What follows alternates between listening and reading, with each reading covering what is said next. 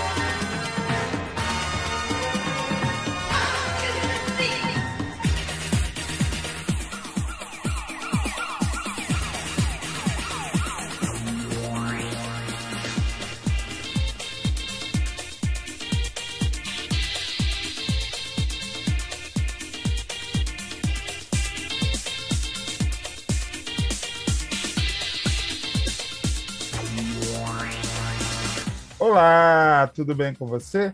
Mais uma vez no ar, como sempre, como toda segunda-feira, o podcast do texto brasileiro. Eu sou José Vitor Hack, falo direto de São José do Rio Preto, interior de São Paulo, e abrimos o programa de hoje com música, como tradicionalmente fazemos.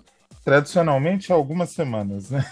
Como toda tradição serve para também não ser respeitada. Mas hoje nós respeitamos, resgatando um clássico da televisão brasileira de 1990, do DJ Marcelo Mansur, Araponga Mix, um remix cheio de samplers, um techno pré-histórico que ele fez para a abertura da novela Araponga, de Dias Gomes Ferreira Goulart e Lauro César Muniz, direto do fundo do baú dos primórdios da música eletrônica brasileira para você, ouvinte do texto brasileiro.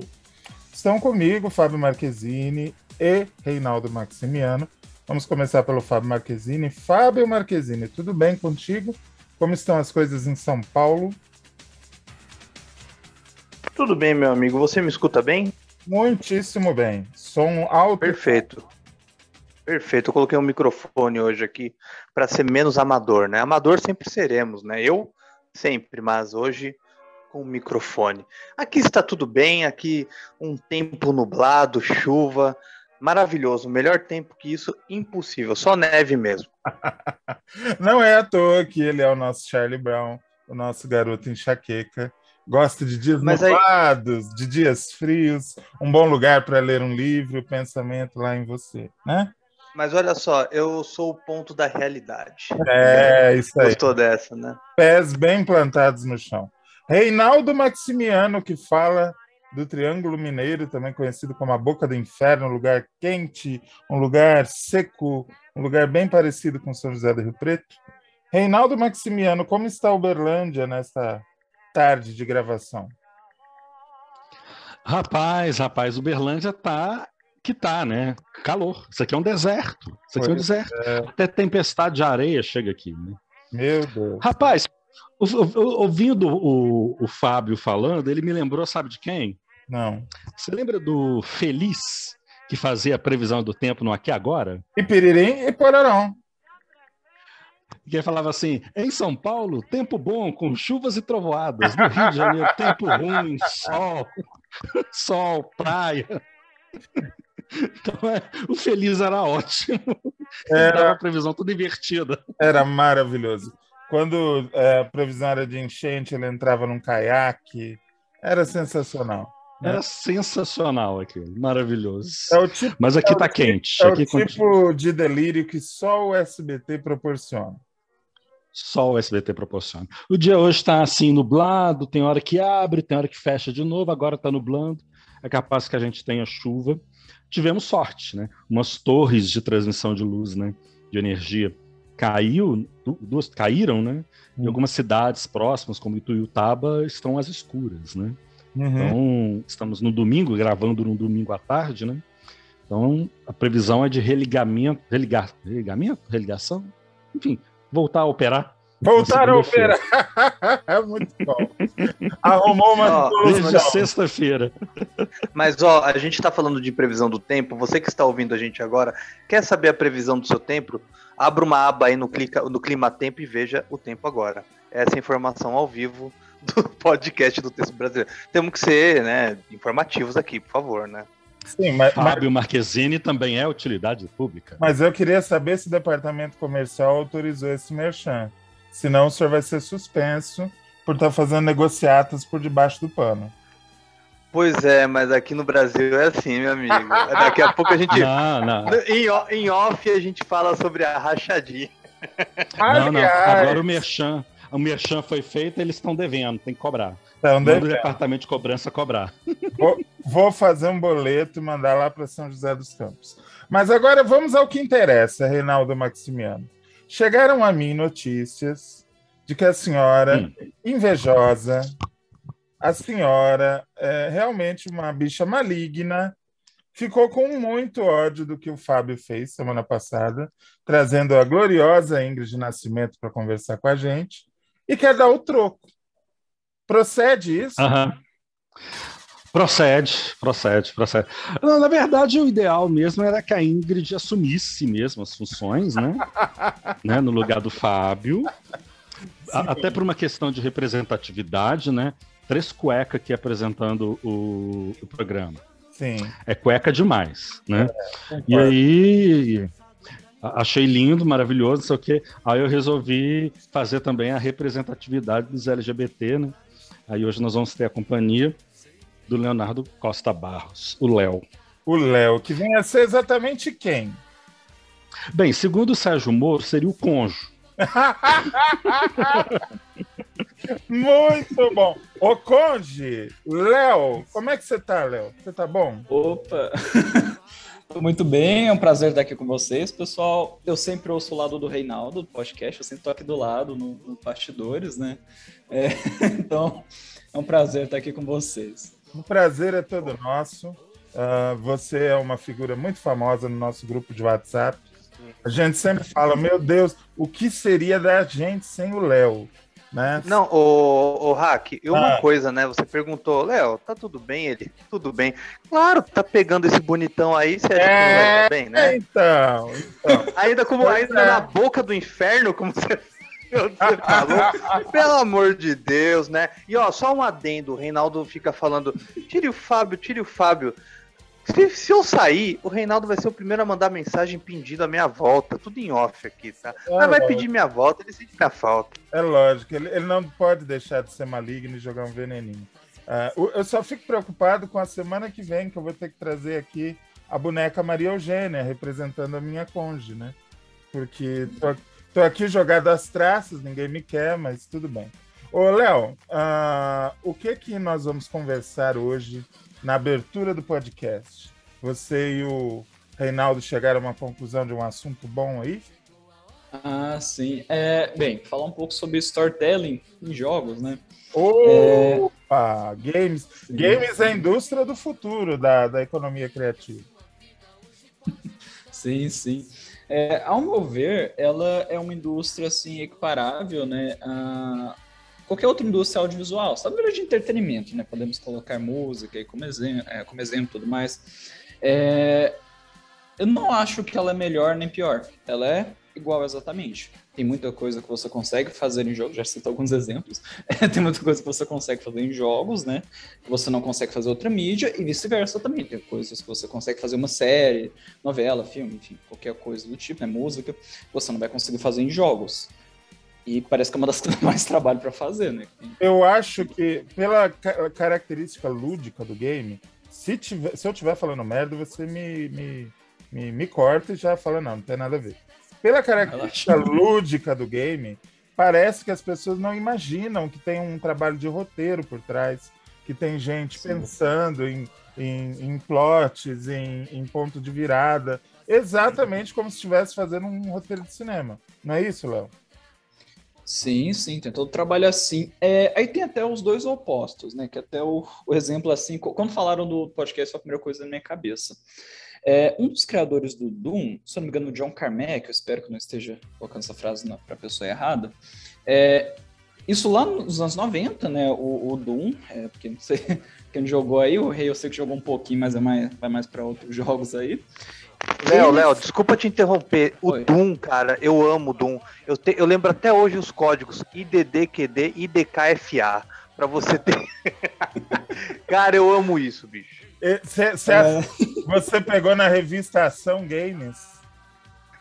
Nossa, Pois é, eu peguei. Eu comprava umas revistas e eu adorava o Doom. Só que o Doom 2 foi tão pesado que quando eu joguei pela primeira vez eu não dormia à noite, cara. Era muito tenso. Eu entendo. Não, mas Doom é muito bom. Mas aí que tá a questão. O Doom, os criadores quiseram focar totalmente em gameplay. Esse vai ser um jogo divertido. Você vai ligar esse jogo para matar demônios. Certeza que o Marquezine, se ele gosta muito, devia adorar esse também, né? Tipo, liga assim, vou matar uns demônios agora. E talvez passar um pouquinho de medo, né? Porque você falou que não chegou a não dormir de noite, né? Não, o 2, na época, isso foi em 95 ou 96 que eu joguei, o 2 na época, eu achei muito pesado, né?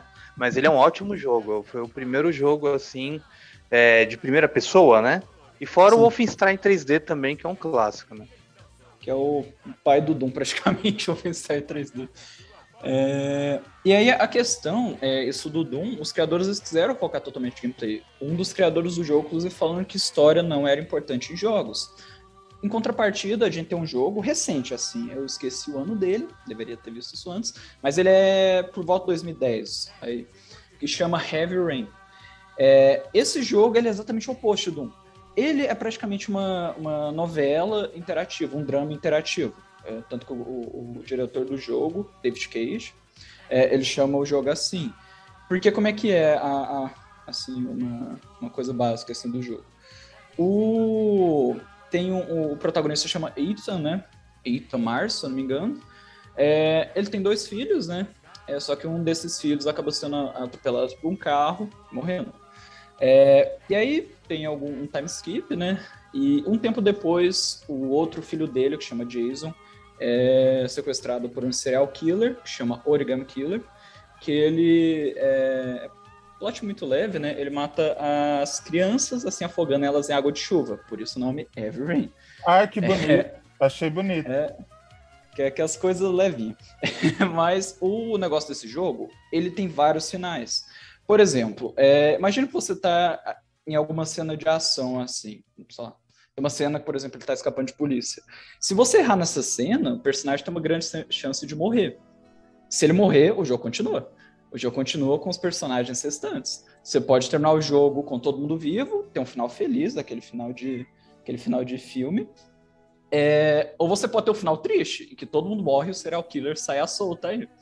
Não quero contar spoilers, né? Eu recomendo, assim, todo mundo, né? Principalmente muito parte do público que deve gostar de novelas, séries, enfim. Recomendo a dar um jeito de jogar esse jogo. Heavy Rain. Chuva pesada, uma tradução direta, mas assim vai chamar de Heavy Rain. E ele é exatamente o oposto, porque ele tem toda essa produção que teria um filme. Apesar dele ter alguns problemas com uns plot holes, sabe? Uns furos, assim, meio feios de plot. Ele é um jogo muito bom, tem todo esse trabalho de roteiro, todo esse trabalho de ângulos de câmera, né, de filmagem, só que nele é um pouquinho diferente, precisa colocar tudo no sistema do jogo, assim. Tem toda uma questão de atuação, ele inclusive foi pioneiro nisso, ele usa um sistema que, se eu não me engano, tem várias câmeras, assim, na frente do rosto do ator, eles vão gravando o movimento facial dele, para ficar uma questão mais real, assim, sabe? E então, acaba criando um envolvimento com quem tá jogando, como se estivesse realmente dentro da história, né? Sim, ele é muito... Eu fiquei muito imerso nesse jogo, apesar que depois, quando eu fui jogar ele por uma segunda vez, eu percebi alguns furos, mas essa primeira vez que você joga, ela é incrível, porque você realmente sente, você tá no meio de um drama policial, né? Que aí é o Ethan indo atrás do filho dele, que é o serial killer, ele coloca pra ele fazer algumas tarefas. Tem um ali... cada tarefa que ele faz, ele consegue uma parte onde o filho dele tá. Eu não quero contar spoilers, eu já ia contando, mas vou deixar aí para caso alguém queira. Mas enfim, ele vai fazendo isso, né? Aí, se eu não me engano, tem 4 personagens principais. Eu não vou falar muito deles para não alongar aqui muito.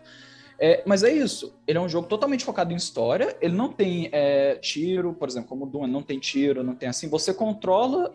o máximo que você controla é o personagem andando. E quando o personagem, por exemplo, vai pegar um copo da mesa, você tem que colocar o analógico para cima, por exemplo, sabe? A seta para cima, para ele pegar e beber. Tipo, é isso que você interage. Aí você toma escolha do que você vai falar, certas cenas você tem que sim pensar um pouquinho mais rápido, mas tudo é com botões que você aperta. Ele é exatamente o oposto do Doom. Ele não foi o primeiro jogo a fazer isso, eu só citei ele como exemplo, por ele ser exatamente o oposto de Doom, mas tem essa questão em jogos também. Ele tem que equilibrar uma história envolvente com a gameplay, ele tem que ser divertido também. Porque tem vários tipos de pessoa. Tem tipo de pessoa que vai preferir entrar numa história envolvente, ficar imerso nessa coisa. E tem pessoa que só quer realmente jogar, sabe? E os dois são igualmente válidos, sabe? Tem público para os dois, né? A Toki Doom fez esse sucesso aí, todo mundo conhece Doom. Todo mundo conhece. Todo mundo conhece.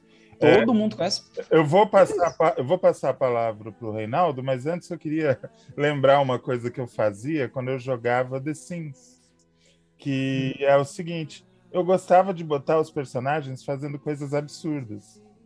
Então, o carteiro chegava, eu fazia a mulher abrir a porta e dar um beijo na boca dele. Diversas vezes eu fiz a mãe colocar o bebê dentro da panela. Nossa. Assim, a minha diversão era botar os personagens no nonsense total.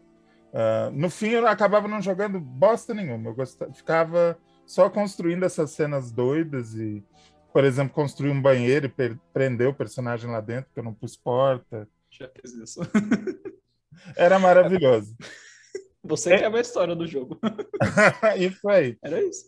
Reinaldo, por favor. Não, eu estava aqui pensando, né? O nome do jogo é Heavy Rain, né? Que aqui em Minas Gerais a gente chamaria de... que é chuva pesada, né? Aqui em Minas Gerais a gente chamaria de toró. Toró dos diabos. Toró dos diabos. Toró dos diabos. Não, mas é uma coisa interessante, assim, porque o Léo e eu, a gente conversa muito sobre série, filmes, novela, né? O Léo é dessa geração que vê menos novela, né? Praticamente se forja num outro tipo de narrativa seriada, né? E aí ele foi abrindo a atenção para uma série de coisas que são de estratégias mesmo de storytelling dentro dos jogos, né? E aí eu fiquei pensando assim, Hack, a gente pensa... Hack porque nós dois a gente conversa muito no grupo, compartilhando projetos, ideias, roteiros, argumentos, enfim, né?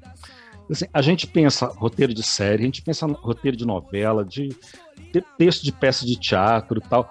A gente não pensa games, né, como um lugar também necessário. Eu acho que é um vício geracional mesmo.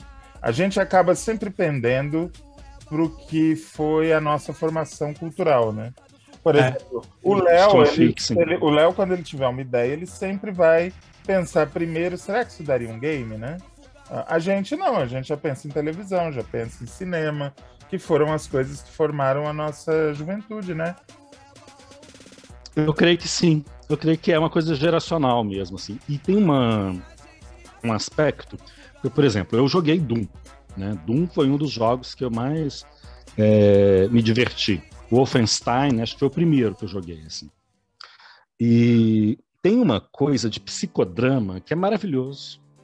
Uhum. Tipo, você chega estressado da faculdade ou do trabalho, na época era faculdade, né? Aí assim, gente, parênteses, isso aqui é basicamente hipotético, como diria o Chaves, como é que ele fala? É de supositório, tá? É uma suposição. Mas você chegava assim, professor fulano, pá, Beltrano, pá, Cicano, pá. É um psicodrama eficientíssimo, porque desestressa. Praticamente uma gestalt, né? praticamente, assim, mas desestressa muito. E tem uma coisa que esses games têm, agora é o tiozão falando, né? Quem tá ouvindo fala assim, "Ih, papo de tiozão." Mas é essa coisa, assim, esses consoles, eles tremem, né? Então eles te dão uma sensação espacial interessante. Quando você pensa, por exemplo, naqueles óculos de realidade aumentada, né, de 3D, a imersão fica completa, né? Em áudio, vídeo e sensações táteis, né? Só falta mesmo desenvolver cheiro. Curioso isso. A gente imaginava, lá no começo da década, 2010, por aí, que esse era o futuro da televisão. Exato. O que a gente pensava? Que todo mundo ia ter um bonito home theater em casa e que a poltrona ia tremer, com óculos 3D as coisas iam pular na minha cara. Exatamente. A gente jogava essa expectativa na TV. E quem está entregando isso de verdade são os games. São os games. A gente acreditava que era isso. Assim, nossa, a gente vai ter uma realidade imersiva com programas de televisão, com série, com novela, com não sei o quê. Não, quem está entregando isso são os games, são os jogos que estão jogando isso na nossa cara. E é uma coisa completa, porque você tem atores envolvidos nisso, você tem trilha sonora, você tem composição de design do cenário, você tem programação.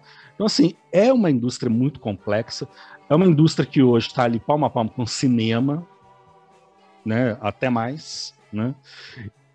Seduz as massas, e é uma coisa interessante, porque eu fui uma geração que conheceu, por exemplo, Atari, né?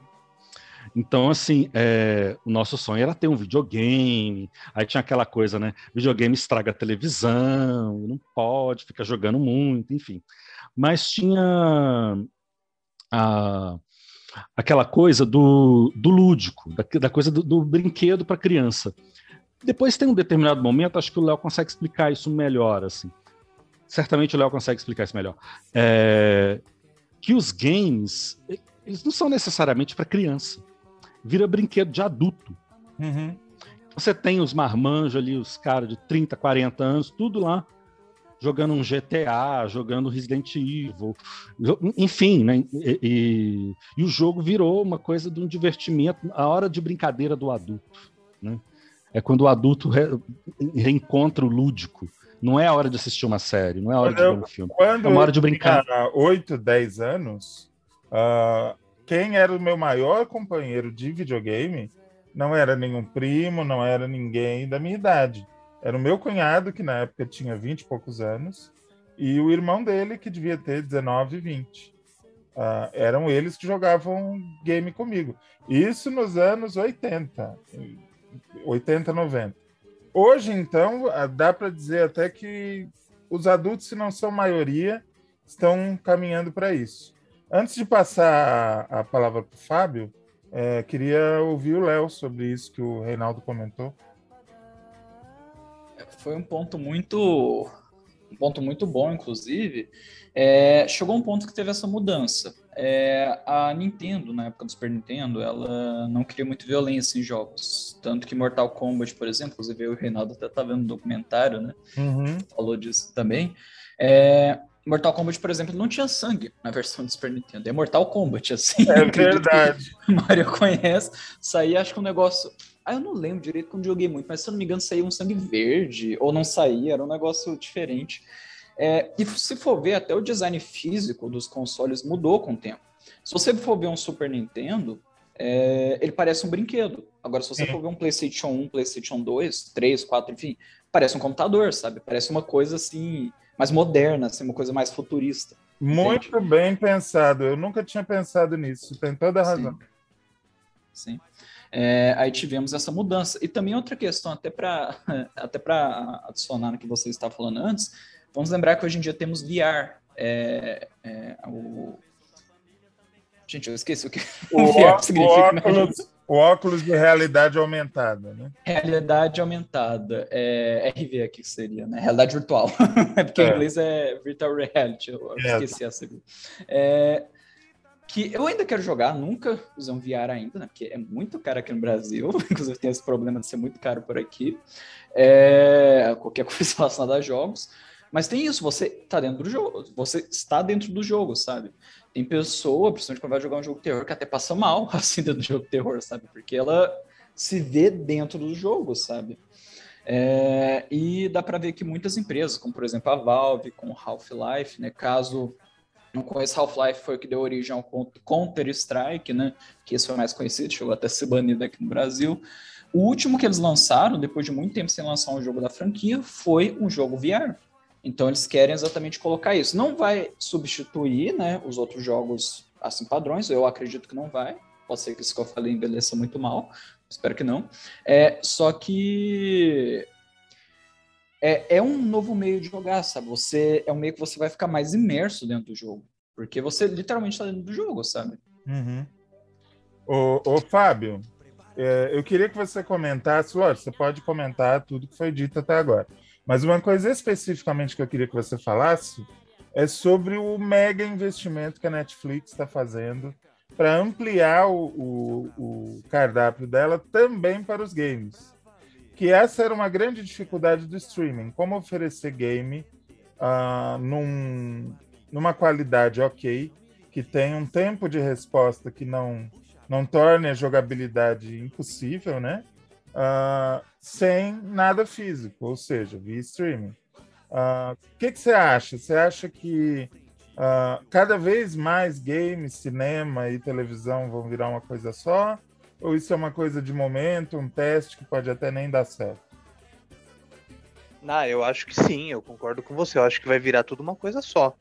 Eu acho que isso é o futuro do videogame, porque quando eu estava ouvindo o Léo, vocês falando, me remeteu muito à época do início, né, dos anos 90 ali, em que eu vi pela primeira vez o Mortal Kombat, eu fiquei alucinado, assim como o Doom, que eu achava um negócio incrível. Eu acho que hoje, para a molecada, entender como a gente ficava fascinado com, para eles, gráficos toscos, né, é porque era a sensação da época, igual quando eu vi, por exemplo, pela primeira vez o Star Fox, do Nintendo 64, né, eu fiquei assim, puta merda, cara, eu me lembro, chegando na inovação. Eu me lembro quando eu parei de jogar International Superstar Soccer, que era aquele gráfico bem quadradinho, né? E eu fui pro 64 jogar FIFA Soccer.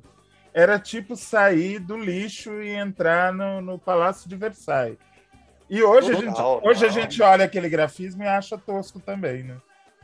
Pois é, igual, por exemplo, o FIFA 98, que eles colocaram as eliminatórias para você jogar as eliminatórias para ir para a Copa, e cada país tinha um vídeo, tinha o Fotix, né, que ficava voando assim. Era uma coisa assim muito para frente ali naquela época, né? E hoje em dia, cada vez mais o videogame, aí o Léo pode até me corrigir, eu vejo que o videogame hoje em dia não é mais apenas uma diversão. Você liga a televisão, bota ali, papapá, 1 hora lá, 2 horas, você fica lá jogando, tchau. Não, eu acho que o videogame hoje, essa questão dos games, virou muito mais uma questão de status também, do que apenas uma diversão, virou um fato. É a cadeira, é o fone, é o tipo de televisão, é o tipo do videogame que você tem, e tudo muito interativo, tudo muito próximo do outro colega que está ali jogando do outro lado do mundo, e cada vez mais você entra dentro do jogo, né? Então eu acho que isso vai ficar cada vez mais junto com a televisão, com o streaming, com o cinema. Acho que uma coisa vai levar a outra e tudo cada vez mais interativo. Então eu acho assim, gráfico, essas coisas todas, eu acho que a gente já chegou no teto, pode ultrapassar, claro, mas eu acredito que essa interatividade vai ser cada vez mais forte. Então vai sim, com certeza, eu vejo que esse vai ser o futuro. O videogame hoje não é apenas aquilo que era pra gente se divertir, ele é uma condição agora, ele é um fato, é um status, né? Uhum. Então eu fico muito impressionado, porque eu não jogo mais videogame, eu fico por fora. Quando eu acabo vendo esses gamers, né, com aquelas cadeiras, com aquilo tudo, puta merda, cara. A minha época era soprar fita, botar ali, ficar com o negocinho da televisão, lembra? Como é? Game TV com aquela chave. Game TV com a chavinha preta. E eu tinha o Atari. No canal 3. Eu tinha o Atari e eu morria de inveja do vizinho da frente que já tinha o Master System, que era o máximo. Né? Nossa, o meu primeiro videogame foi Atari, então eu ficava alucinado jogando Enduro, que na verdade o carro não se mexia, era a pista. Então... Era sensacional.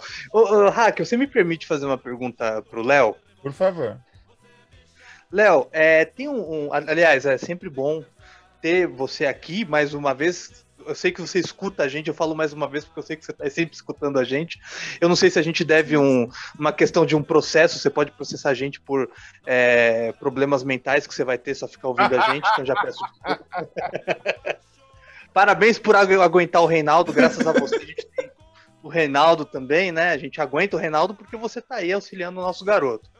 Agora, tem esses jogos que você tem falado do Doom, aí tem esses jogos com história, com storytelling, aquela coisa Resident Evil, enfim, tantos outros jogos que tem, Silent Hill, né? Mas tem um jogo que na época até foi falado que era um jogo indie, né? Que é o The Stanley Parable. Eu não sei se você já ouviu falar desse jogo.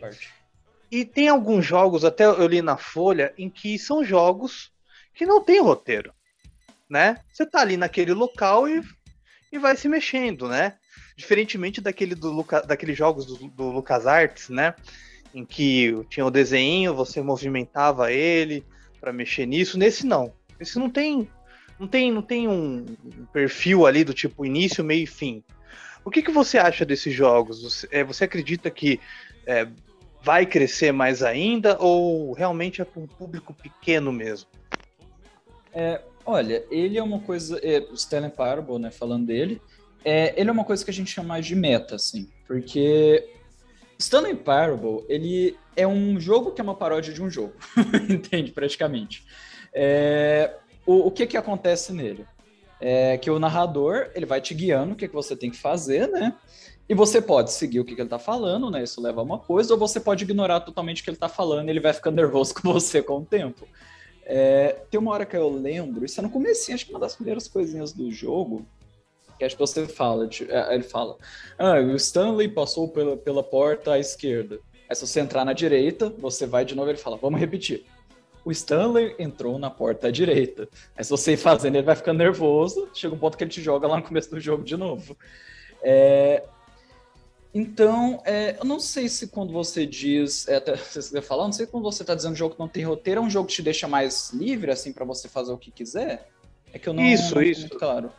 Não, é um jogo que te deixa mais livre, porque, até explicar para quem está ouvindo, esse jogo começa com um cara, você tá ali, primeira pessoa, dentro de um escritório, e não tem ninguém dentro desse escritório, tá vazio.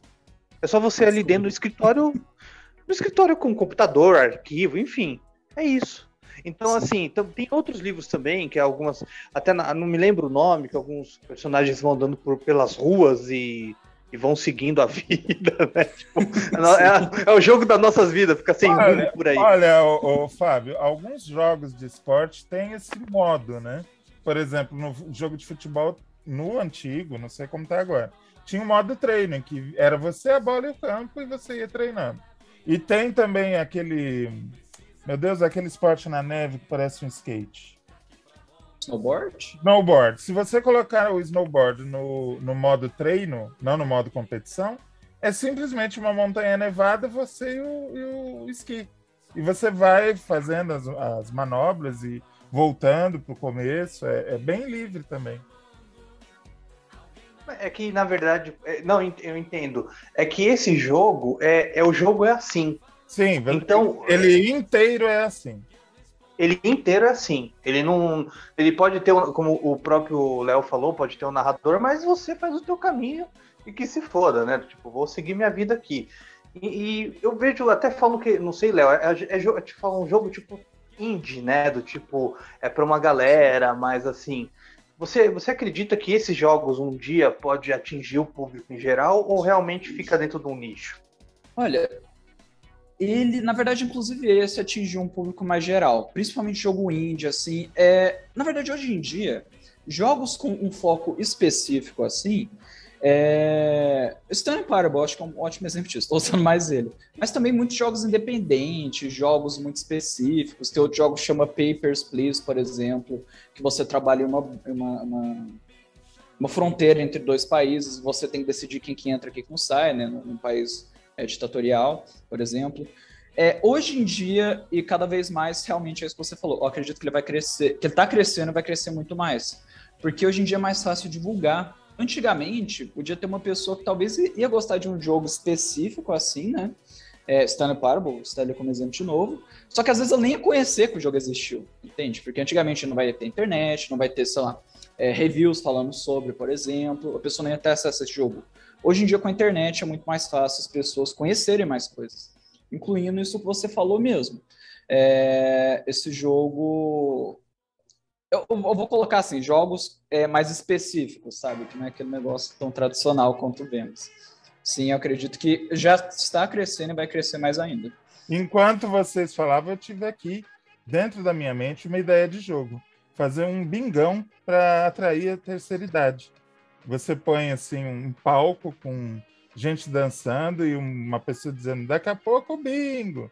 Aí você põe as irmãs Galvão lá, um sanfoneiro, aí para o jogo, começa o bingo, a terceira idade ia adorar esse jogo, eu tenho certeza. Isso aí é ótimo. Isso é bom. Aí você pode ter aquelas maquininhas caça-níquel. Aí depois tem a chamada, olha o bingo. Olha, ia bombar. Olha o bingo da quermesse. E assim, idoso tem um pouco de dificuldade com o streaming, eles iam comprar o console para poder jogar bingão. Olha, guarda essa ideia. Games para terceira idade. E outra coisa, eles iam ficar tão focados nesses jogos que iam deixar de passar fake news por aí, cara. É uma boa. Tá certo. Eu acho que com essa a gente pode encerrar o bloco, porque o Fábio ele é um excelente gancheiro. Ele dá os ganchos direitinho. Ô Léo, muito obrigado pela tua participação. Eu vou te chamar de novo, porque eu tinha feito uma pautinha aqui, eu não fiz nem a metade das perguntas. Ia te perguntar do público feminino, ia te perguntar um monte de outras coisas. Vamos te chamar de novo, porque a gente nunca falou direito de game aqui, e trazer uma pessoa que entende facilita muito. Muito obrigado, viu? Eu que agradeço por terem me chamado. Um prazer estar aqui. Você vai voltar. E a gente volta daqui a pouquinho, depois do intervalo. Cabeleireira Leila. Cabelos, unhas e tratação e unhas. Cabeleireira Leila. Venha fazer suas unhas, seus cabelos e até mesmo tratar suas madeixas de cabelo conosco. Cabeleireira Leila. Tudo esterilizado pra você não ficar mal. Cabeleireira Leila. Ela e seu sobrinho neto Luiz Cláudio vão fazer suas unhas e cortar seus cabelos de uma forma maravilhosa. Leila Cabeleireiros. O salão de cabeleireiro da Cabeleireira Leila.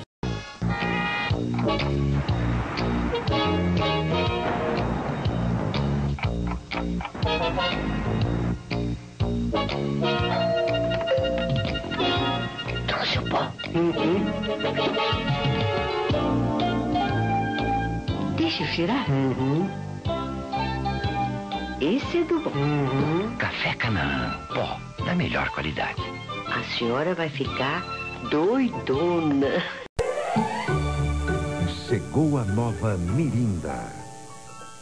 Uma bebida super refrescante com sabor irresistível. Tem gente que faz qualquer coisa para provar o novo sabor da laranja. Não fique aí parado. Vá correndo pegar a sua Mirinda.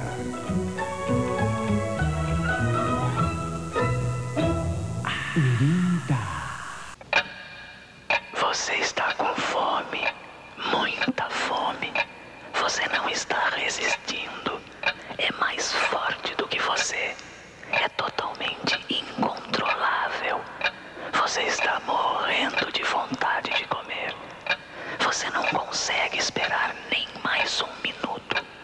Comece a contar. Hut, Hut, Pizza Hut, Hut, o melhor Hut, pedaço do Hut, dia. Hut. Chegou o Babalu Banana, macio, gostoso e com recheio líquido. Nada mais gostoso que um Babalu Banana. O chiclete cheio de sabor. Que recheio! Babalu Banana que chegou. Nada mais gostoso que um Babalu Banana. O chiclete cheio de sabor. Passa, passa dois dedos, quero ver passar. Tapa, cara, dois dedos, pra tomar já. Passa, passa dois dedos, quero quero ver passar. Passa já! O alívio instantâneo da dor de dente. Passa já! As rosas desabrocham com a luz do sol e a beleza das mulheres. Como creme Rugol. Mais encanto para você. Creme Rugol. Mais juventude para sua cutis. Creme Rugol. Eis o segredo das mulheres lindas. Creme Rugol.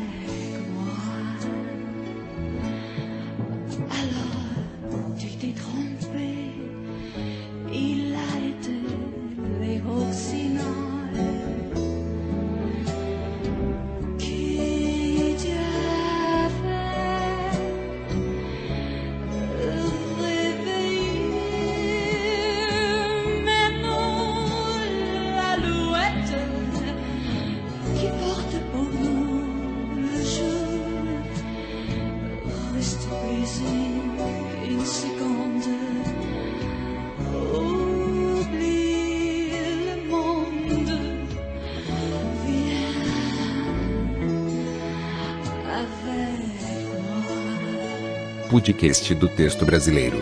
Toda segunda-feira, com José Vitor Hack, Fábio Marquezini e Reinaldo Maximiano.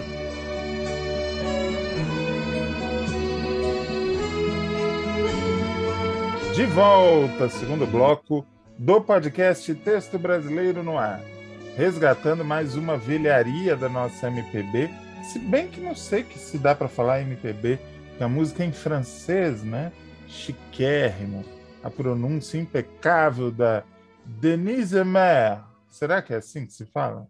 Denise Emer, a filha da Janete Claire e do Dias Gomes, com seu grande sucesso Alouette, que fez parte da novela, da trilha da novela Pai Herói, que atualmente está em cartaz no Globoplay. O segmento agora é com o assunto do Fábio Marquezini. Fábio, conta pra gente o que você preparou para hoje. Então, na verdade, eu trouxe um tema, mas é um tema que pode ser um debate até para que tanto eu quanto os ouvintes escutem o Hack e o Reinaldo. Eu fico escrevendo durante a semana para o TV História. Atenção, ouvintes, eu sei escrever. Então, esse país tem esperança ainda. É alfabetizado, né? No Mobral. Então, galera, esse Brasilzinho pode ir para frente. Mas eu fico, né, escrevendo, pesquisando, e eu já conhecia o nome dessa figura, já tinha lido, claro, mas eu caí no Roda Viva do Plínio Marcos. E eu fiquei besta com aquele Roda Viva, né? Com os comentários, Plínio Marcos tem as obras aí, Beto Rockefeller, Navalha na Carne, né? Dois sujos. Peraí, não. Dois. Como é que era o nome daquela peça? Dois estranhos numa noite suja, né? Não, Dois perdidos numa noite suja. Isso. E você fica besta. Quem estiver ouvindo e quiser ver, por favor, assista o Roda Viva com ele. Tem também um trecho dele no Jô Soares em 88. Um cara genial, um cara inteligente, um cara que fez aí tantas obras incríveis, o Beto Rockefeller, a gente nem precisa falar, e ele estava ali naquele momento, desculpe o palavreado, na merda, né? Como tantos outros brilhantes roteiristas que o Brasil tem e que a gente nem conhece, né? Seja aquele roteirista que pode fazer uma peça de teatro, um filme, uma novela, e eu sempre fui muito leigo, junto com o Hack, conhecendo o Reinaldo e tantos outros colegas que fazem parte do círculo de amizade dos dois. Eu conheci outras pessoas e eu pude entender que uma novela não se faz sozinho. Tem lá o autor, mas ele tem colaboradores, tem outras pessoas que escrevem junto o autor da novela, que leva o grande nome, né, novela de tal. E muitas vezes são renegados, ou são geniais e não têm chance, e muitas vezes estão na pindaíba, né? Isso não é uma coisa dos anos 80, é uma coisa que vem de agora. A gente pode até falar também da figura do Plínio, que é genial, mas eu queria ouvir de vocês, que são da área, e que escrevem muito bem, que têm ideias. Se vocês soubessem a ideia desses dois, cara, eles poderiam estar milionários. Por que acontece isso? Por que o autor, o roteirista, o escritor, no Brasil, acredito que não só no Brasil, é tão desvalorizado e acaba, às vezes, sendo marginalizado, como foi o fato do Plínio Marcos? Ele não esconde que ele é um marginal, mas um cara tão genial e inteligente acaba tendo que vender livro na rua. Não que isso seja uma humilhação, mas por que acontece isso? Eu queria trazer esse tema para que a gente pudesse conversar e para quem é leigo pudesse entender um pouco mais esse mundo que às vezes muita gente não conhece também e que teria que conhecer para saber o quanto esse mundo é importante numa peça, no filme, na televisão, enfim. Eu queria ouvir do Hack a opinião dele, por que é tão assim o roteirista no Brasil. Você tocou em dois assuntos que são muito caros para mim. Tanto a situação do roteirista no Brasil, quanto Plínio Marcos. Plínio Marcos é um dos caras que me fizeram me interessar por essa profissão. Porque ele é como o Fábio falou. Uma palavra gasta, uma palavra, às vezes, piegas, mas não tem outro adjetivo para ele. Plínio Marcos era genial. Genial na sua simplicidade. Um homem, né, que veio de Santos, um homem criado na beira do cais, que foi palhaço de circo, que foi jogador de futebol, que era sambista, que era poeta, que era um observador da vida, e foi para São Paulo e fez a vida dele, criou os filhos, foi casado com a genial também Valderiz de Barros, deixou uma obra imortal. Aliás, o Fábio falou sobre Beto Rockefeller. Beto Rockefeller só existe por causa do Plínio Marcos. Vou explicar. Quem foi convocado para fazer uma novela inovadora e mudar um pouco o panorama das novelas da Tupi naquela época foi o Plínio. O Plínio escreveu uma sinopse de uma novela que iria ao ar naquele horário, naquele mesmo tempo em que foi ao ar Beto Rockefeller. Muito visado pela ditadura, a novela não foi aprovada e tiveram que bolar uma história lá rapidinho para tapar aquele buraco. Só que nesse meio tempo ficaram sabendo que o Plínio estava para ser preso pelo regime. O DOPS estava perseguindo ele e quando começava com isso, já se sabia que era uma pessoa que seria presa. Então, qual a ideia que tiveram? Bom, vamos botar o Plínio no elenco da novela, porque se ele estiver na novela, não vão ter coragem de prendê-lo. E foi o que aconteceu, ele foi o grande sucesso da novela. E, enfim, a Beto Rockefeller existe porque a novela do Plínio não foi aceita. Em 72 ele foi para a Globo, não ficou, apesar de provavelmente ter tido condições, chance de ficar, ele só fez uma novela lá. O Plínio sempre teve algumas oportunidades que ele não agarrou para não se perder dele, ou seja, ele nunca se dobrou ao sistema. E um profissional, quando toma esse tipo de atitude, muitas vezes ele paga o preço da sua independência. Ele viveu, não como merecia, mas viveu. Como ele mesmo dizia, dizem que eu sou um marginal, mas estou mais gordo do que vocês, né? Ele vivia não como merecia, mas vivia bem. Acontece que no Brasil nós temos uma questão muito séria de falta de memória e de valorização da cultura. Esse homem era para ter estátua em praça pública, era para ser um dos baluartes da nossa cultura, junto com Tom Jobim, junto com tanta gente que construiu a identidade brasileira na cultura, né? E, infelizmente, nós não somos assim.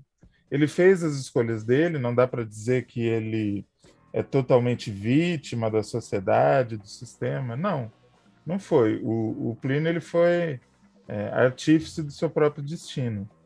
Mas que se esse país tivesse um pouco mais de consciência da importância que se deve dar à cultura, ele teria um outro destino, e disso eu não tenho a menor dúvida.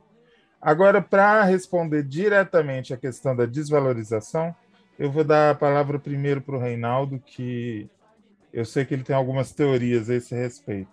Responde o Fábio aí, Reinaldo.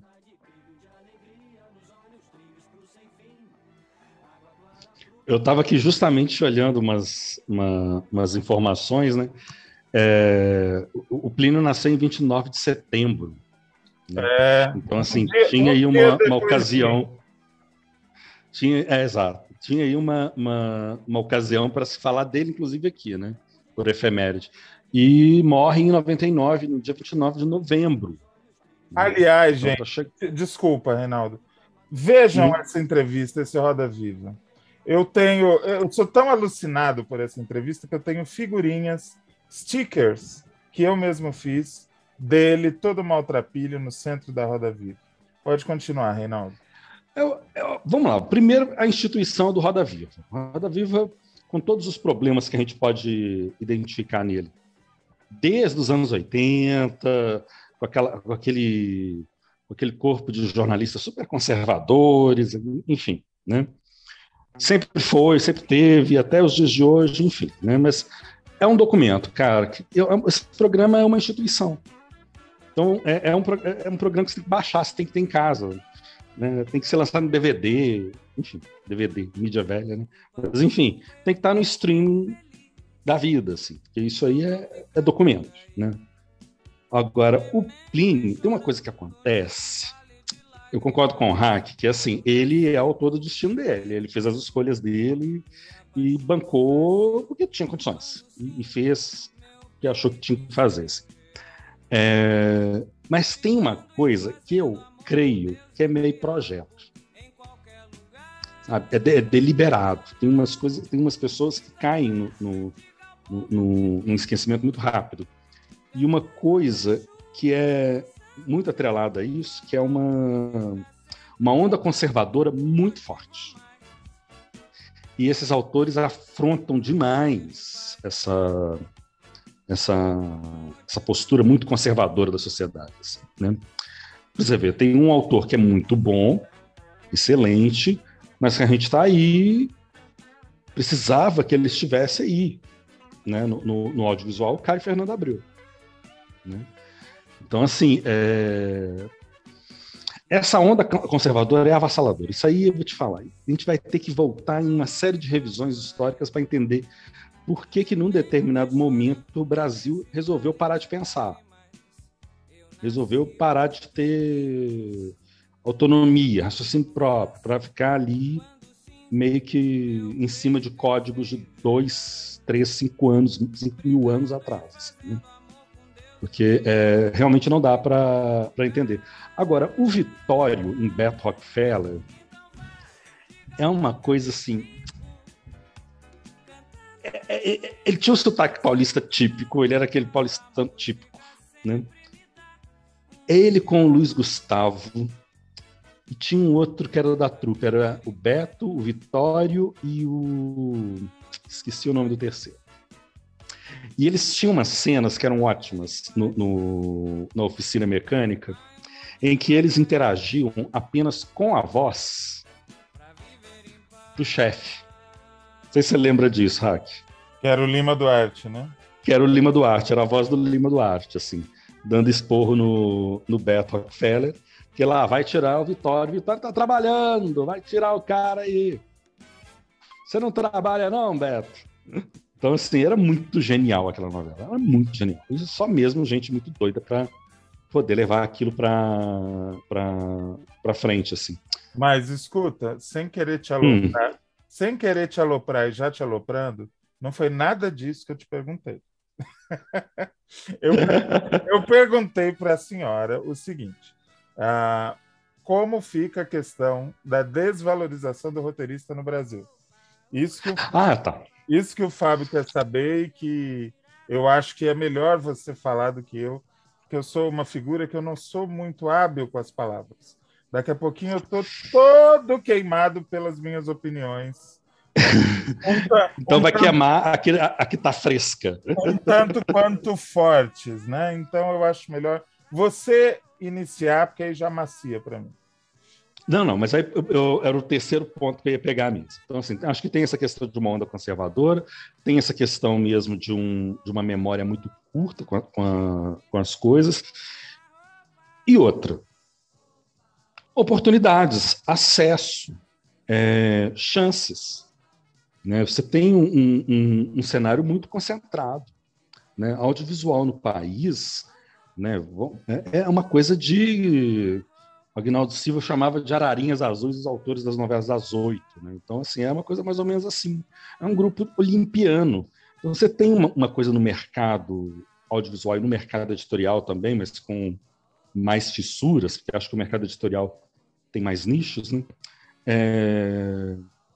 Que é assim, os mesmos. E uma certa pasteurização, uma certa homogeneização do tratamento. Então, assim, vou dar um exemplo que foge bem do que a gente está falando aqui, mas, por exemplo, as novelas das 7 da Globo são extremamente parecidas nos últimos tempos, até o elenco. O elenco é extremamente parecido e as histórias, parece que você está vendo a mesma novela, parece que você está vendo a mesma história. Então, a gente já está chegando num ponto em que está tudo muito igual, está tudo tão parecido, que a gente vai ter que caminhar para o desbunde, a gente vai ter que caminhar para o esgarçamento de fronteiras. Assim. Por isso que eu falei do Plínio e falei do Caio, né? A gente vai ter que voltar nesses caras. A gente vai ter que voltar para a leitura social que esses caras fazem. Agora, o mercado precisa se abrir para mais diversidade. Assim.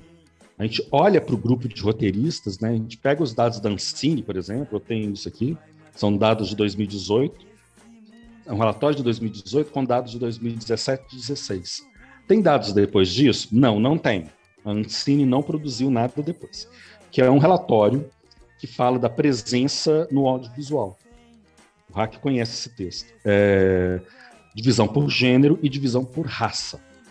Né? Quem está envolvido com audiovisual no Brasil? Homens brancos, classe média. Hegemonicamente. No roteiro, na direção, na produção, na distribuição. Já que estão as mulheres. Mulheres estão ali na produção executiva, ou até mesmo na direção, mas não estão, por exemplo, no roteiro. Né? População negra, representantes negros, não chega a zero na porcentagem. Assim. Eu acho que isso funciona muito, isso dá para ver, né? A gente observa nisso, o diagnóstico que a gente consegue fazer. É de uma completa exclusão. Então, a estrutura tal como funciona hoje, e a Ancine, na crise que ela está hoje, não possibilita que gente como eu, como o Hack e tantos outros que estão aí, nos rincões do país, no Amazonas, no sul do país, no centro-oeste. Tem gente criativa no país inteiro. Tem gente tendo ideia boa no país inteiro. Hack participou de uma aula minha no ano passado, que era para a gente bolar ideias de projetos de séries. Só um start da coisa. Tivemos ideias muito boas, coisas que podem até ser desenvolvidas e ir para frente. Eu diria que qual a chance? Eu diria que eram coisas melhores do que a média do que está no ar hoje. Sim, sim. Só aquele reality show que define quem vai para o céu e quem vai para o inferno, aquilo era incrível. Aquilo era incrível, né? Então, assim, qual a chance dessa moçada chegar? Então, eu creio que é isso. Já tem uma coisa de exclusão que é por conta de sucesso, por conta de repercussão e do quanto que você... Tá, eu vou ser pouco amável agora. O tanto que você é afável com as pessoas, bem comportado com as pessoas, porque elas podem ser importantes para determinadas oportunidades. Ou seja, não incomode, seja discreto. Porque era tudo que o Plínio não era, né? Eu concordo com e todos os outros. Concordo com absolutamente tudo que você falou, mas eu ainda acho que você não tocou no que ele está perguntando. Eu vou falar o que eu acho, vamos ver se eu chego mais perto. Eu acho que o Fábio perguntou sobre uma certa desvalorização da autoria. Não, isso aí tem. Não necessariamente da dificuldade de chegar. Essa, então, a dificuldade de chegar é imensa, mas quando você chega... Hoje você está lidando com contratos e com uma realidade que tende à diluição da figura do autor-roteirista. O autor-roteirista está se tornando uma figura, eu não vou dizer indesejada, porque ela é indispensável demais para ser indesejada, mas uma figura que precisa ser domesticada, porque não pode dar poder demais para quem cria. Porque isso daqui é um negócio e estamos aqui para ganhar dinheiro. Sim, aí tem uma coisa da sustentabilidade do negócio. Assim. Você vê, por exemplo, hoje a gente fala muito do showrunner, a gente fala muito da Shonda Rhimes, a gente discute algumas pessoas que criam séries. Assim. Até bem pouco tempo não era assim. Essa semana foi super festejada a contratação da Ingrid Guimarães pela Amazon, onde não só ela vai ser atriz e criadora, como showrunner das coisas que ela vai fazer. Sim. Então, assim, até bem pouco tempo não era assim. Nos Estados Unidos, por exemplo. Você não falava do roteirista da série tal. Né? Era a série, eram os atores, era o diretor. Né? Isso vem de uma onda bem recente. Né? No Brasil é diferente. No Brasil a coisa é sempre com o roteirista, sempre com quem está escrevendo a história. Mas tem uma desvalorização de quem escreve, sim. Tem uma coisa de não ir para frente, tem uma coisa de não dar poder. Eu concordo com você nesse ponto. Tem uma questão de não dar poder para roteiristas. Assim. Tem uma gerontofobia fodida. Tem. Vocês me desculpem o palavreado de baixo calão, é porque eu me revolto. Por mais que eu tenha ressalvas com o trabalho, por exemplo, do Agnaldo Silva, eu acho inacreditável que esse homem esteja desempregado há quase 2 anos. Assim como Lauro César Muniz, assim como o próprio Mário Prata, que faz tempo que não escreve. O Carlos Lombardi. Todo mundo que passou de 60, 70 está ficando encostado. Primeiro porque, vamos lá, a Globo, por exemplo, todos são egressos dali, né? Todos saíram dali. Dão conta do batidão empresarial, não conta do empresarial, do batidão industrial de se fazer novelas e séries. Já são todos idosos. Né? Já estão todos com mais de 65 anos. Né? Foram jovens, já deram sangue. A impressão que eu tenho é que a televisão já espremeu o sumo todinho. Não que eles não tenham mais para oferecer, tem, né? Mas também é um erro da própria emissora de insistir apenas num determinado gênero e não diversificar tanto. Né? E também não encontrar outro lugar para alocar. Eu não ponho na conta da Globo só, porque essa galera está no mercado e o streaming não está absorvendo. Não está absorvendo, mas aí tem uma questão que envolve também. É uma nova realidade, é outro mercado, é outra negociação de salário, é outro tipo de contrato, não é mais a mesma coisa. Então, assim, não estou me referindo a ninguém especificamente, mas se algum autor, né, se sentia olimpiano, né, a realidade agora é na ampla concorrência, vamos dizer assim, né? Então, os termos hoje de negociação são bem diferentes, né? Mas dá para se pensar, por que um cara como o próprio Aguinaldo Silva, o Carlos Lombardi, o Lauro César, por que essas pessoas estão fora do audiovisual? Antigamente, você pegava um ano inteiro de produção brasileira, tinha, sei lá, 20, 30 filmes. O mercado era esse, gente. É que a gente esquece. 20, 30 filmes, umas 10 séries e umas 7, 8 novelas por ano. Era isso que tinha para fazer. Isso. Era só isso que tinha para fazer. Aí a gente ansiava por inovação, ansiava por um mercado mais aberto, por novos players e tal. Hoje temos 400 filmes, 3 bilhões de séries, novelas a dar com pau, e o mercado não melhorou, o mercado piorou. O mercado continuou super concentrado. Hoje você consegue acessar esse mercado, coisa que antigamente era muito rara, mas numas condições que não são as ideais, né? Não são, e tem uma outra coisa. Aqui, o mercado é concentrado. Você já tem uma concorrência com os grandes, você já tem uma concorrência de quem já está ali dentro, e mesmo que você consiga entrar, né, vazar, né, conseguir entrar ali, o difícil é permanecer. Então, assim, emplacar uma obra é uma coisa, emplacar a próxima, ou emplacar a próxima temporada da série que você bolou, é uma outra coisa. Então, assim, é um outro cenário, é completamente outra coisa. É uma outra realidade, diferente daquela que a gente estava muito acostumado nos anos 80. Então, você tem um país que já não valoriza muito, vamos lá, autor eminentemente teatral, velho. Autor eminentemente de teatro. Qual foi o primeiro setor que sentiu os efeitos de pandemia e de isolamento? Setor cultural. Né? Isolamento que era necessário. Oi? Setor cultural. Setor cultural. Isolamento que era necessário. A gente viu alguma movimentação da Secretaria Especial da Cultura, do governo federal, para acolher os seus, porque são seus. Né? Nem nota de pêsames para Rubem Fonseca, para Aldir Blanc teve.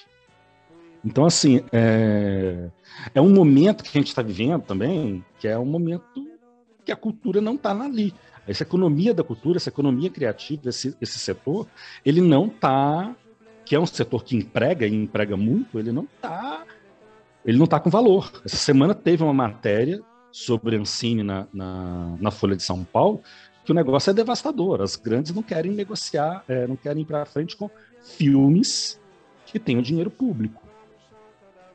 Isso é um dado da realidade agora. Então, mesmo que a gente venha reestruturar um ministério, uma Ancine, uma coisa toda, isso agora passa a ser uma grande realidade de mercado. Reinaldo, a gente vai ter que se ver com isso. Eu vou devolver a palavra para o Fábio, para ele colocar um pouco do que ele achou sobre o que a gente falou, mas antes eu vou fazer uma pergunta para o Fábio. Você está satisfeito da gente ter se queimado bastante no mercado, respondendo a tua pergunta? Eu não queria fazer isso, gente. Mas mas a gente não resiste, porque é um assunto conversa com o fígado da gente. Não, mas você sabe o que é o negócio? Porque assim, um dia até o Hack falou, o Fábio não quer escrever, o Fábio quer keep cool. Mas assim, para você escrever uma história, para você escrever um roteiro, não é uma coisa que você, nossa, tem que ser um gênio. Você tem que ter a alma, você tem que ter inspiração, você tem que saber contar uma boa história. Eu vejo desses meus dois amigos, não é que eu estou rasgando seda para eles, mas é uma verdade por tudo que eu vejo das nossas conversas, o quanto eles são talentosos com projetos, que eu não estou exagerando, são histórias assim que dariam um ótimo roteiro por uma Netflix, por uma Amazon, enfim, para uma Globo, para uma Record, para qualquer lugar que estaria interessado em ter qualidade. E não só o Hack e o Reinaldo, tem outras pessoas que estão aí, que escrevem tão bem. Melhores que a gente há dúzias. E que não há esse espaço e não há uma valorização desses profissionais, né? Quando a gente fala isso, dessa questão de que não há a valorização, isso leva à minha área também, como produtor também. Eu sou produtor de audiovisual, que não há uma valorização. É uma prostituição. Eu posso falar da minha área com mais clareza. Na minha área, sim, é uma prostituição que vem acontecendo ano após ano. E é triste, porque eu entrei nesse mundo há pouco tempo, graças ao Hack que me colocou, e conhecer outras pessoas inteligentíssimas, incríveis. Por que elas não estão aí escrevendo? Por que elas não estão produzindo? Por que esse talento todo tá aí, assim, para poucos e não para muitos? E às vezes eu não sei se há uma questão como no audiovisual, dessa questão de um produtor, de um editor de vídeo, dessa questão da prostituição, cada vez se paga muito menos, cada vez se exige mais. Então, e do grande público de também, às vezes, não entender a importância dessas pessoas que escrevem dentro de uma novela. Vamos falar da novela, que é o produto mais popular, que atinge milhões de pessoas todos os dias, de segunda a sábado. Uma novela, ela não é escrita apenas numa mão, ela é escrita com colaboradores. Um autor que, claro, a gente fala de autores geniais, Aguinaldo Silva, Benedito Rui Barbosa, Manuel Carlos, mas eles não estão sozinhos. Há colaboradores. Acredito que muitas pessoas às vezes não entendem que há grandes pessoas que estão ali por trás, até às vezes eles levam a novela. Eles conseguem alcançar um ponto que a novela vá bem, não apenas pela genialidade de um autor, pela genialidade dessas pessoas que escrevem esquecidas, não tem chance de subir para ser um autor, uma autora. Bem que o Hack falou, as mulheres talentosíssimas, cadê elas, né? Então, é isso que eu queria ouvir de vocês, não para queimar vocês, claro, mas para que quem está ouvindo a gente, e às vezes é leigo também, assim como eu, que tenho aprendido cada vez mais com os meus dois amigos aqui, para que a gente entenda a importância de um roteirista, a importância de um escritor. E todo o trabalho que se envolve, não apenas que o cara pega um lápis, um papel e vai escrevendo, pesquisas que tem por trás de uma história, quando você quer ambientar num tempo X, o cara tem que ler muito para ele conseguir passar fielmente aquele tempo para o leitor, para o espectador. E eu vejo que é triste isso. E muito triste também dessas pessoas não saberem, não porque elas não queiram, porque não chega até elas também, né? A importância desse trabalho magnífico de um roteirista, de um autor, de um escritor, né? Então, quis trazer isso, esse bate-papo aqui, para que apenas não a mim entendesse, como eu já estou entendendo muito bem, convivendo com vocês, mas também que os ouvintes entendam o quanto é importante e o quanto é desvalorizado no Brasil. E outra, nos Estados Unidos, a gente só um adendo, desculpa, Hack. A importância de um roteirista, de roteiristas, é que quando se há uma greve, como já teve greve nos Estados Unidos, greve de roteiristas, nem talk show tem. Nem talk show.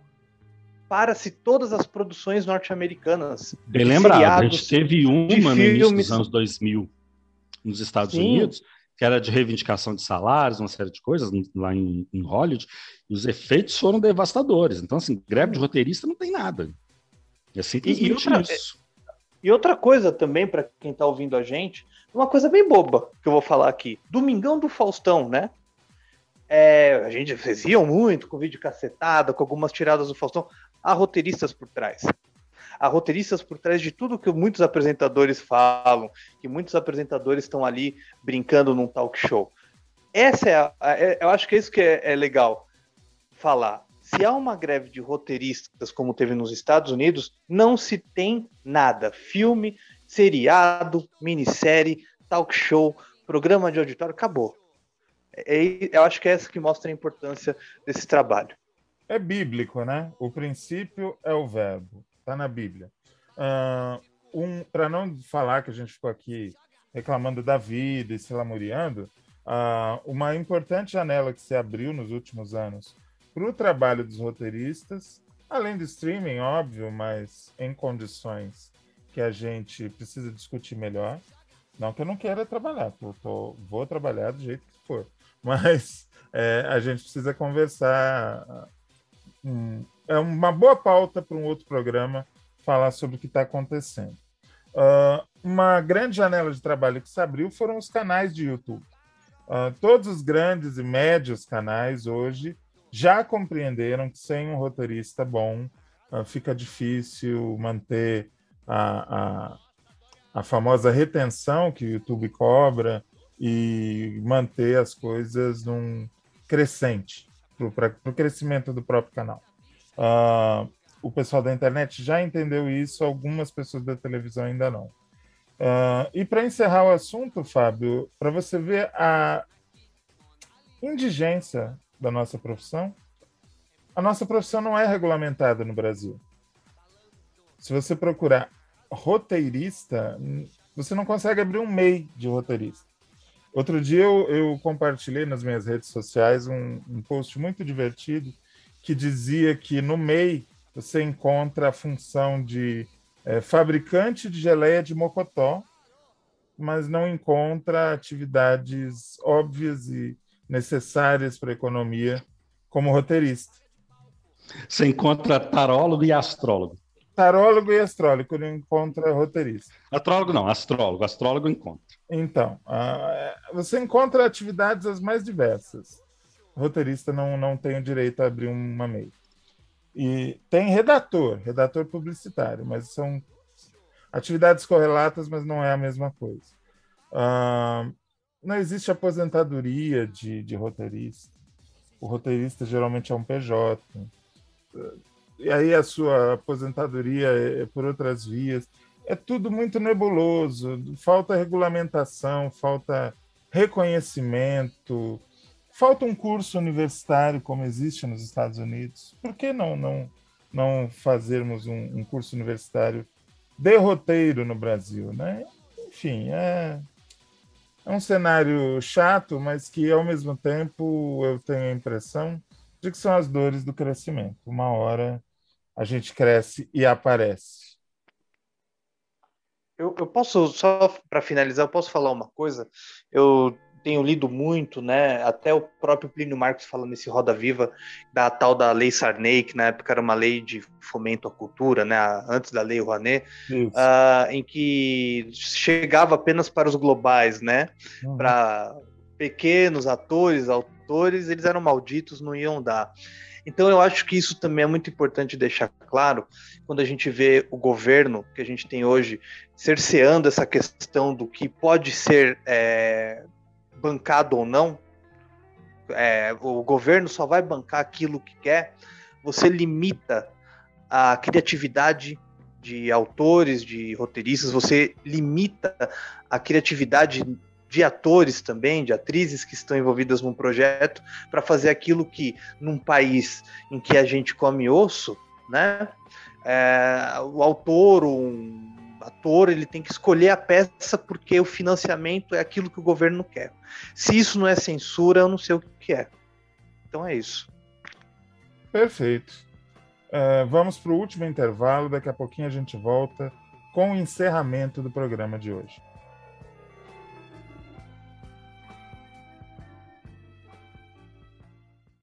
Imagine que isto é Guaraná. Agora imagine um toque de pêssego. Isto é Cas Guaraná com pêssego. Todo o sabor do Guaraná com a sensualidade do pêssego. É o sabor em dobro. Cas Guaraná com pêssego, acerola e maracujá. Acredite, se beber.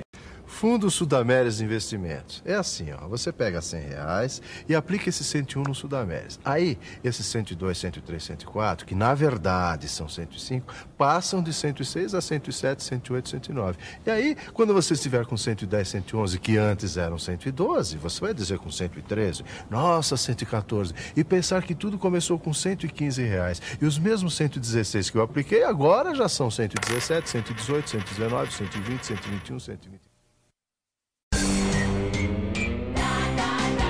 O 15 tá pra sampa, meu. Dá desconto pra você usar. Dá dinheiro, money, grana. 15 o DDD que dá. O DDD que dá 15% de desconto, 15 prêmios de R$15.000. O 15 dá descontos, o 15 dá prêmios. Use o 15, o DDD. Telefônica. Cabeleireira Leila. O salão de cabeleireiro da Cabeleireira Leila não se cabe da alegria. As demandas de cabelo, de unhas, é tanta que perdemos nossa linha. Compramos todo o prédio e fundamos o Centro de Beleza Leila Cabeleireiro. O Centro de Cabeleireiro Beauty Center da Cabeleireira Leila. Venha fazer suas balaiagens, suas luzes e suas lâmpadas conosco. Cabeleireira Leila. Graças a vocês, formamos agora um time de profissionais capacitados, gentis, honestos e gentios, para atender todos os seus desejos mais profundos do que se diz respeito a cabelos, unhas e esteticismo do modo geral. Cabeleireira Leila. O Harry Hair, a Dora Depiladora, a massoterapeuta Massa, a esteticista Cissa, o Pedro Cury e a Bárbara Barbeira. Um talento nato pra poder fazer sua brabra. Cabeleireira Leila. Temos as maiores próteses de unhas permitidas pela Anvisa. Unhas de até 1,15 m. Trocamos as suas unhas e compramos as suas cutículas. Cabeleireira Leila. Remova seus cravos, suas espinhas e seus sisos. Pague 2 e tire 4. Tirando os 4 sisos e gritando 4 vezes cílio, você ganha um alongamento de cílio com a Cecília. Cabeleireira Leila. Promoção para o Twitter. Lave suas madeixas de cabelo sozinha, sem pagar nada. Mas traga seu shampoo e deixa ele aqui conosco. Seu sobrinho neto, Luiz Cláudio, elaborou solitariamente novos tons de cabelo só pros seus cabelos. E a tia-avó tá cheia de orgulho, Luiz. Temos agora o Borgoronha, castanho caro, o loiro acidentado, o acara Jéssica, morena over, preto escuro, loiridão amarronada. E também pintamos seus cabelos de branco pra depois pintar de preto. Cabeleireira Leila. E se você se chamar Leila, Luiz ou Cláudio, você ganha uma xicrinha de coifé. Centro de Beleza Leila Cabeleireiros. O Centro de Cabeleireiro Beauty Center da Cabeleireira Leila.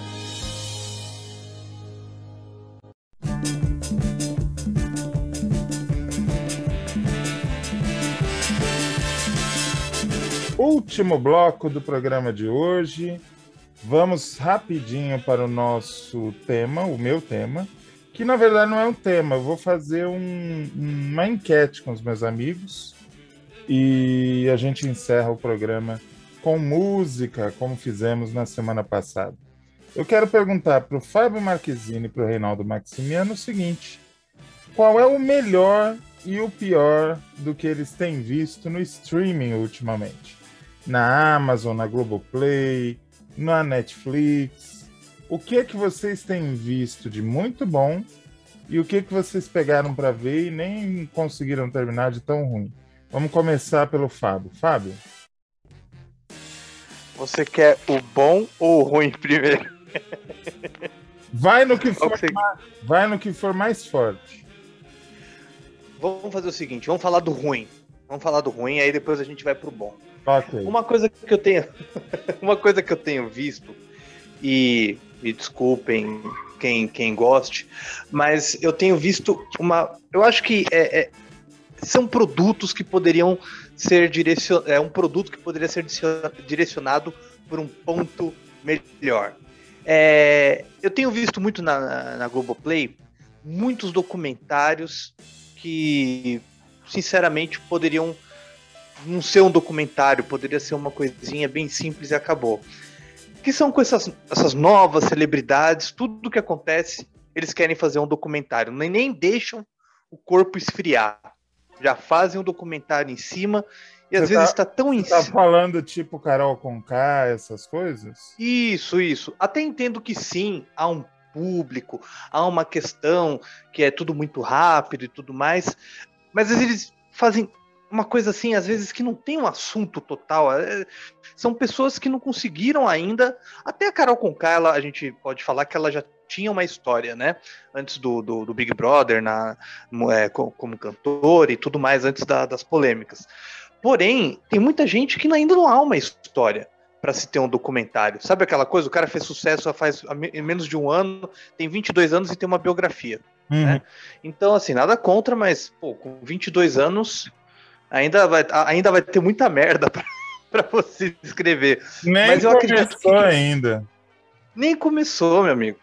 Então, eu acho que esses tipos de documentários que a Globoplay tem feito não me agrada, porque eu vejo que é uma coisa que começou, as pessoas ainda não têm muito o que falar e já soltam. Porém, vou falar do lado bom. Eu tenho visto, por exemplo, na Netflix, tem uma série documental maravilhosa, que são dos filmes dos anos 80.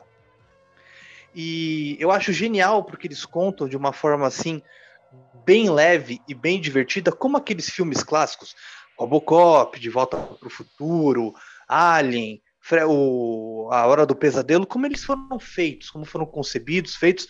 Então, eu acho isso muito legal, porque há uma consistência, há um assunto, há uma história já feita para se fazer.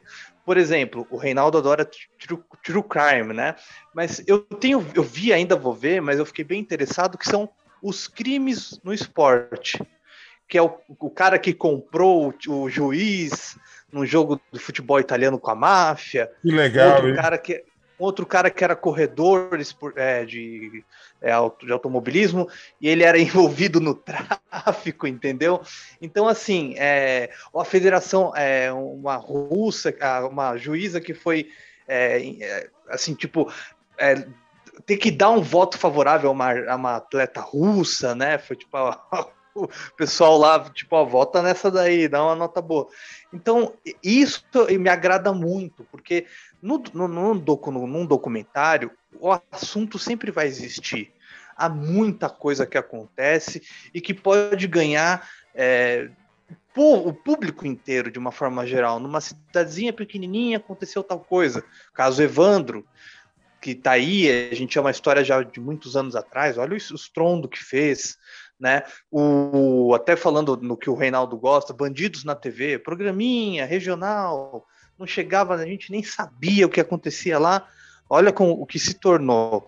Então eu vejo assim, o documentário no streaming, ele tá em alta, né? E eu vejo que ele é usado por muita coisa boa, por muito assunto bom, mas às vezes ele é usado por uma coisa que não deu tempo de se criar uma história, não deu tempo de se criar um laço. Não só apenas a Globo, tem outras que fazem isso. Então eu acho que é uma forçação de barra nesse ponto, de querer pegar aquilo que está em alta e faturar em cima. E não tem sentido. Então eu acho que aquela força que foi depositada naquilo poderia ser olhado para outro assunto de melhor importância. Já que existe na Netflix como foi feito tal filme, por que a Globoplay não busca como foram feitas as grandes novelas? 25 minutos, 30 minutos, é muito interessante. E cada vez mais as pessoas vão buscando isso, porque é o ponto de partida. Você querer saber de uma coisa que teve início, meio e fim. Eu acho que isso ganha. É claro, a gente pode falar de algo que ainda de alguém que está vivo, de algo que não foi solucionado. Mas o que me irrita muito nesse ponto é pegar aquela coisa e jogar lá para cima. E como a gente já falou aqui, tem tanta gente sem talento que dá tristeza, viu? Mas há documentários ótimos, acho que para mim são esses dois pontos. Eu achei super interessante você apontar o mesmo gênero como destaque positivo e destaque negativo, porque realmente bate com a realidade. O documentário não tem muito meio termo. Ou ele te arrebata e é maravilhoso, ou é realmente meio insuportável. Concordo com a tua visão. Reinaldo Maximiano, o que foi de melhor e de pior que você viu no streaming nos últimos dias, nas últimas semanas aí? Vou começar pelo que há de melhor, assim. Tá na Globoplay, que é A Corrida da Vacina, Mercado Paralelo. É uma série documental da Globoplay, com 2 episódios. Um episódio. Eles partem da questão da CPI, né? Já tem uma série chamada A Corrida da Vacina na Globoplay, né? E tem esses 2 episódios que tratam do mercado paralelo, né? Então eles pegam a partir da CPI da Covid, né? O caso da AstraZeneca e o caso da Covaxin. Por que eu estou destacando isso? Porque quem acompanhou a CPI, eu tentei acompanhar, né, se perde num emaranhado de nomes, né? E aí tem uma coisa que eles fazem que é muito legal, que é uma organização, sabe aquelas coisas, aqueles quadros policiais? Uhum. Com a foto da pessoa, o que ela faz, qual que é a relação com tal pessoa, e é exatamente isso. Só que eles fazem isso explorando, claro, recursos de computação gráfica, que é o quanto a visualidade fica importante para o jornalismo, para o documentário, né? A direção é do Álvaro Pereira Júnior, né?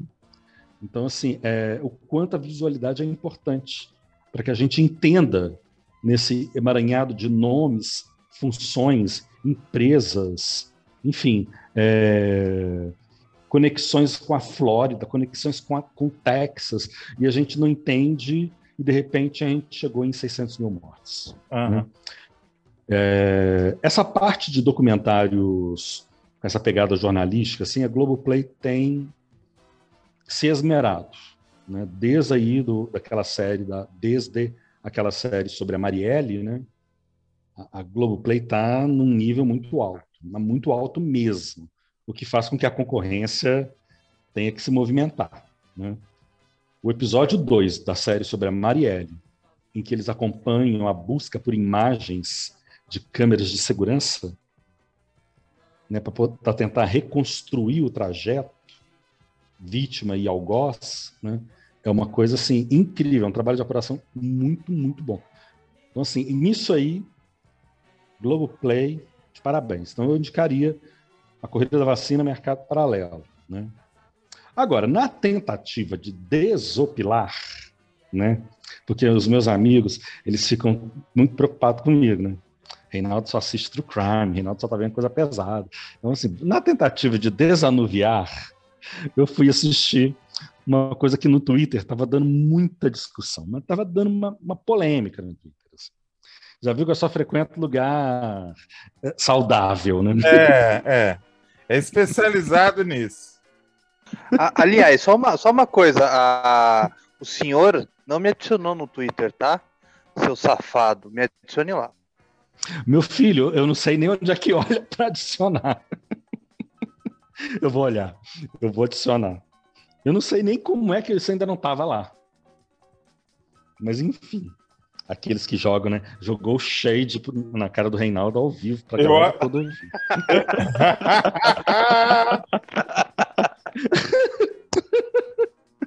Mas enfim, eu vou adicionar, Fábio, perdão.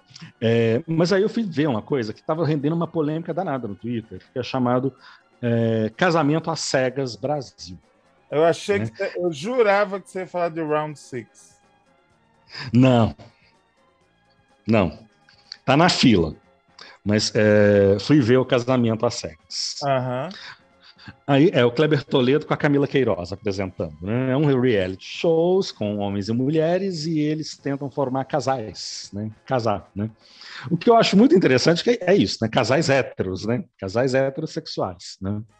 A maioria é branco, tem 2 negros ali e tal para fazer a cota, né? Ao que parece. Reinaldo, você vai ficar desempregado.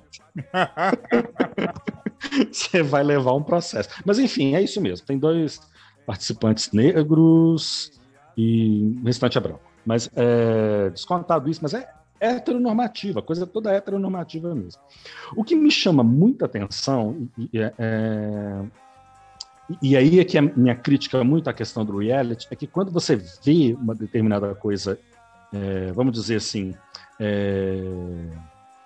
queimou o filme, né? Fez feio, né? Você não tem uma resposta rápida daquilo do próprio programa para tentar desmontar ou para, enfim, para se posicionar, né?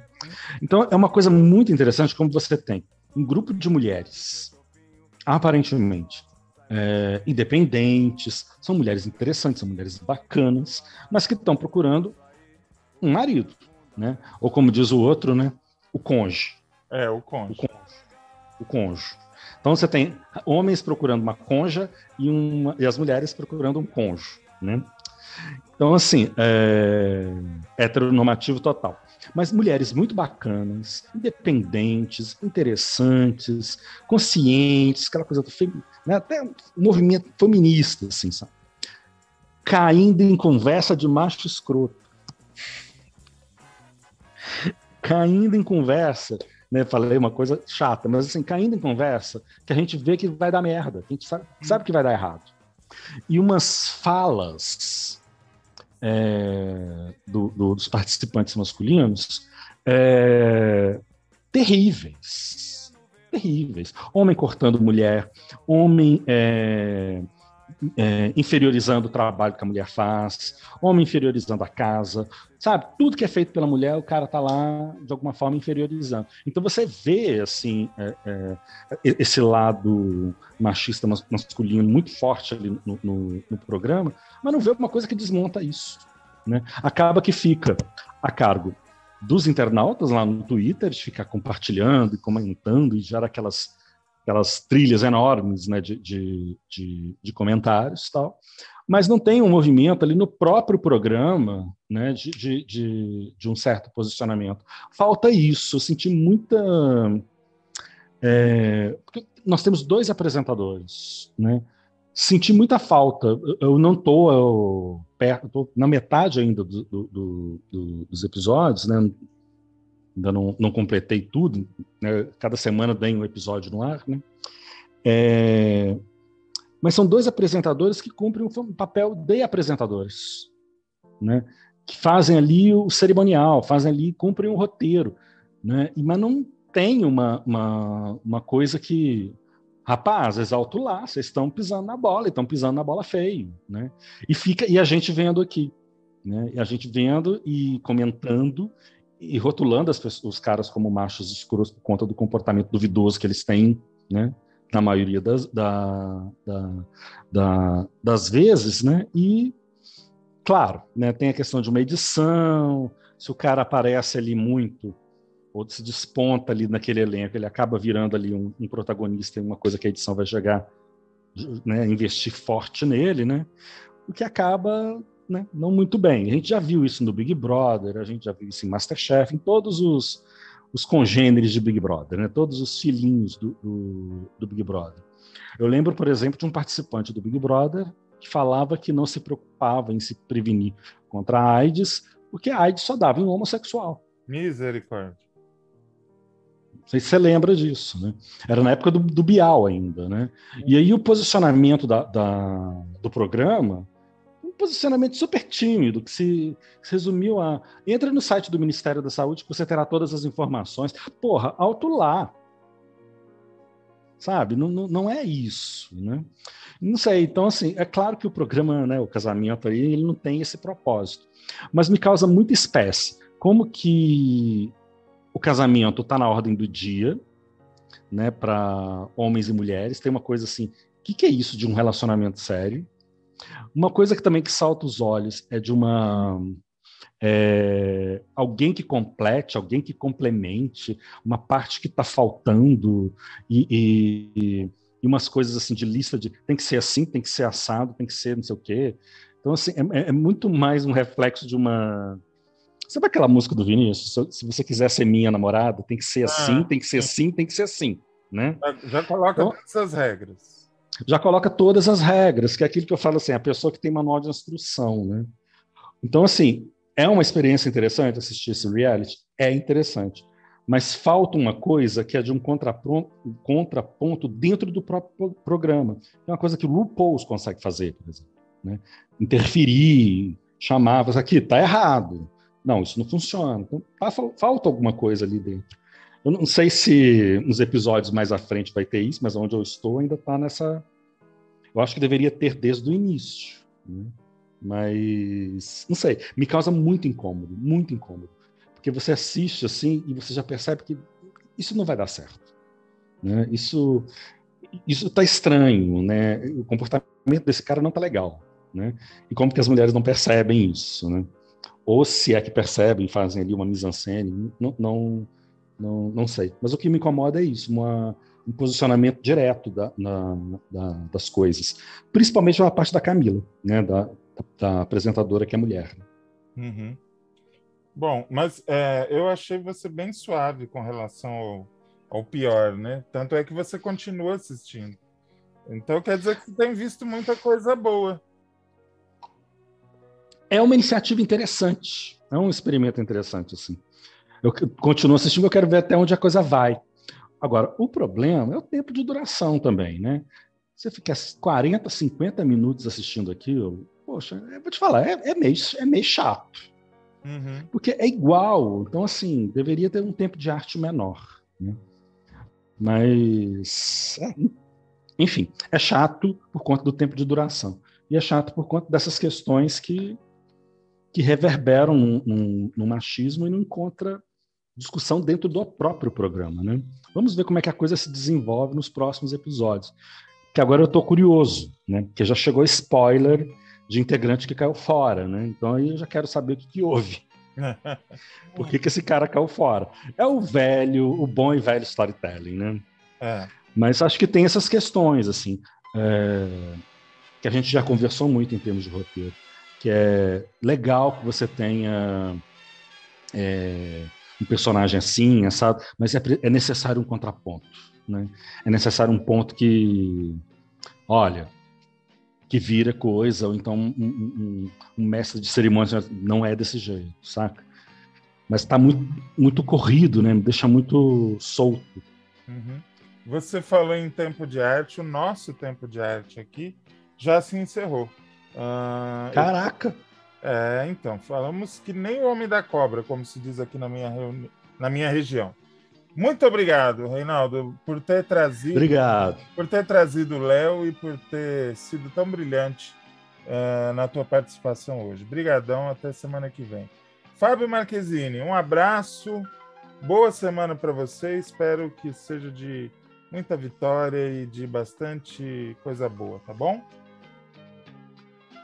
Muito grato e falo aqui, se você está cansado de streaming, Arquivo Marquezine, e temos lá Reinaldo e Hack, sinto muito, vai ter que ouvir a gente. E muito obrigado a vocês. Muito obrigado, Hack, Reinaldo, e ao Léo também. Muita gente boa, espero vê-lo aqui mais vezes. Obrigado, gente. Vamos chamar o Léo mais vezes, porque fez sucesso, assim como a Ingrid. E, para quem escutou a gente até agora, muito obrigado pela audiência. Fique com a música de encerramento, uma música linda da trilha da novela Tchan, A Grande Sacada, de um cantor chamado Marcelo, que eu não sei que fim levou Marcelo, ele tinha boas músicas.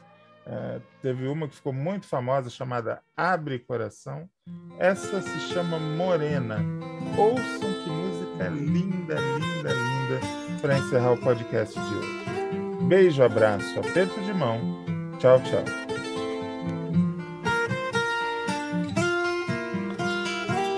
Passei o tempo, a estrada, o rumo, o rio inteiro só pra te ver, morena.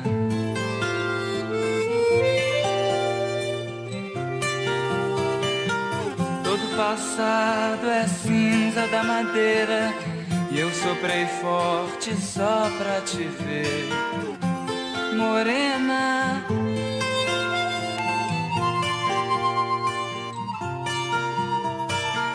Eu vim correndo, eu vim sorrindo, como uma criança pra brincar, morena.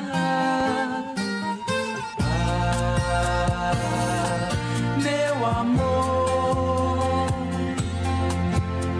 me busco em você, me vejo através como eu sou. Me perco em você, buscando você, sorrindo, cantando, seguindo, te amando eu vou, sem parar no que penso, sem pensar no que sou. O embalo manso, a rede, o sonho, a vida, é a coisa mais bonita. Vestido verde, trança negra, de água clara teu sorriso. Morena, din din din, dom dom.